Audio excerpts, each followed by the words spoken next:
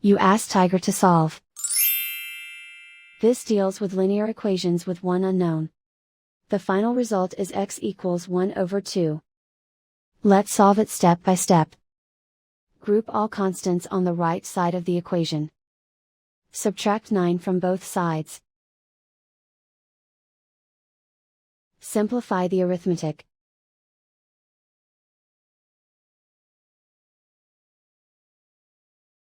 Isolate the x. Divide both sides by 6. Simplify the fraction. Find the greatest common factor of the numerator and denominator. Factor out and cancel the greatest common factor. And so the final result is x equals 1 over 2.